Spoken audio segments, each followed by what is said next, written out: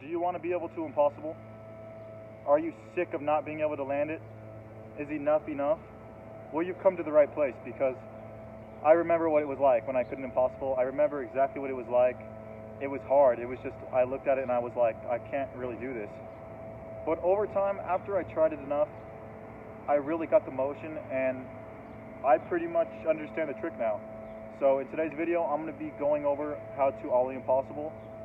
I'm going to basically do a bunch of impossibles, kind of voice over it, and give you the main 3 objectives that I would say will really help you land the impossible. Alright, are you ready?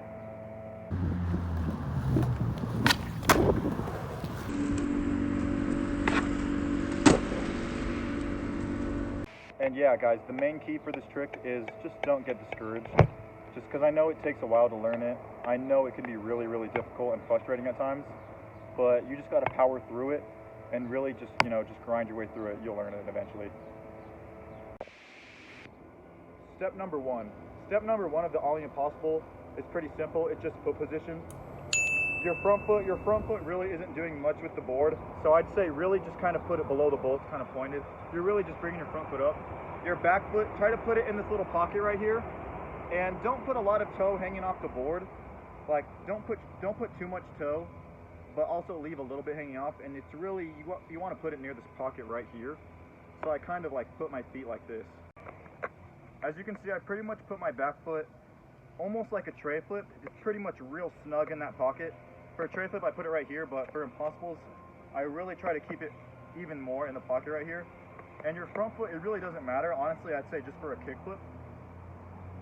And yeah, foot position is, the whole idea is that you want to basically not really pop it, but you do kind of pop it, but instead of doing that, you kind of push down with your front foot and make the board kind of bend like this.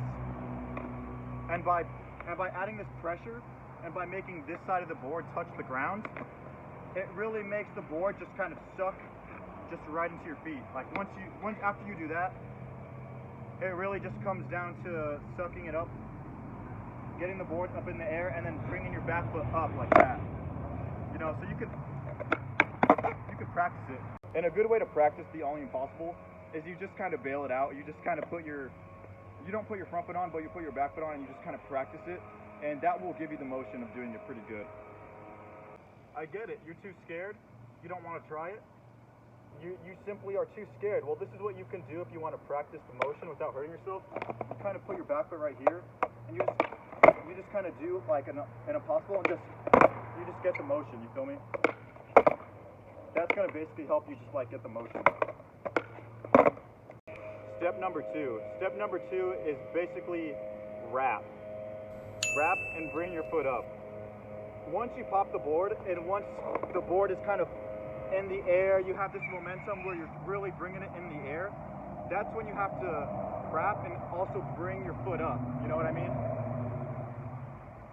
Because you can do an impossible, but the thing is if you don't kind of scoop it and wrap it right up to your feet, if you don't scoop it and kind of really wrap it up, wrap and bring up, if you don't do both of those things, the impossible isn't really going to look the best it could possibly be. So yeah, that's step number 2, is definitely wrap and bring your foot up. Step number 3. Now step number 3 is kind of similar to step number 2. It's basically bring your back foot up.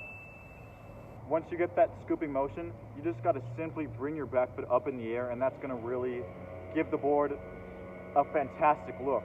It's going to make it, you're going to have to pretty much scoop the board and bring it right up into your feet and really add height to really make the impossible look good. So yeah, that's step number 3. If you're having trouble learning this, I'd say just maybe you're popping the board too much and you have to more scoop it, because the more you scoop it, the more vertical it gets. But that's basically step number 3 for you. You have to get the motion of scooping the board into your feet, and you have to bring your back foot up. Because bringing your back foot up, that's exactly what you need. That's what's going to make the board actually look good.